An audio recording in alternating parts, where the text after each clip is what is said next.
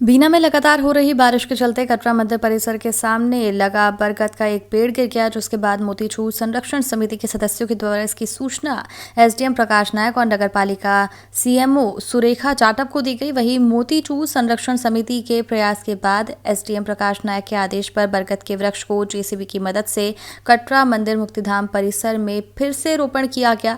इस मौके पर मोतीचूर संरक्षण समिति के सभी सदस्य और सीएमओ सुरेखा जाटव उपस्थित रहे।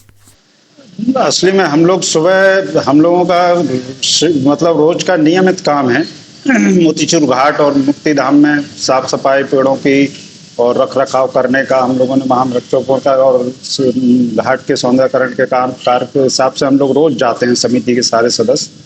तो आज जैसे हम लोग सुबह वहाँ पहुँचे करीबन 6:30-7 बजे करीब, तो एक बरगद का पेड़ टूटा हुआ वहाँ पड़ा था। तो हम लोगों ने देखा जड़ समेत पड़ा हुआ है और इतने करीबन वो 10 से 15 साल पुराना शायद पेड़ था और काफ़ी समय से आस्था का धार्मिक आस्था का केंद्र भी था। और एक अगर उसको देखा जाए तो आज के ज़माने में मतलब सबसे ज़्यादा ऑक्सीजन देने वाला और मेडिसिनल प्लांट भी है।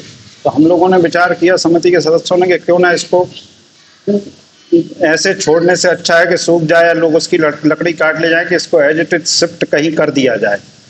इस संबंध में फिर हम लोगों ने सलाह मशवरा करने के बाद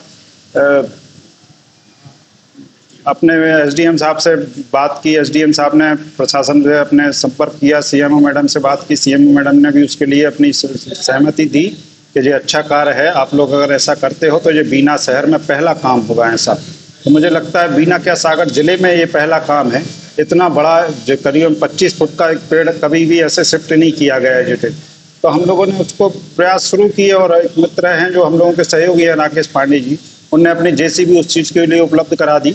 और हम लोगों ने बाकी संसाधन नगरपालिका प्रशासन ने कुछ संसाधन उपलब्ध कराए, ट्रैक्टर ट्राली है जैसे कुछ लोगों को, और हम सब लोगों के सहयोग से मिलकर उसको इटावा मुक्तिधाम में सफलतापूर्वक लगभग 3 घंटे में हम लोगों ने शिफ्ट कर दिया भारी बारिश की वजह से। इसमें सारे समिति के सारे सदस्यों का बड़ा अच्छा सहयोग रहा, नगर प्रशासन का नगरपालिका प्रशासन का सहयोग रहा सबका, और एक बड़ा संतुष्टिपूर्ण कार्य एक हुआ कि जिसको देख के लोगों को हम लोगों को भी संतुष्टि हुई और लोगों को भी लगा कि ऐसा भविष्य में भी किया जा सकता है।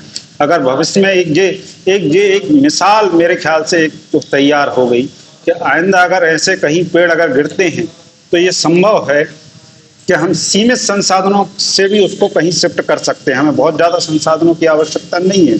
और अगर भविष्य में कभी कोई ऐसी अगर कहीं घटना होती है और हम लोगों का सहयोग अगर दिया जाता है तो हम लोग उसके लिए 24 घंटे तत्पर रहें।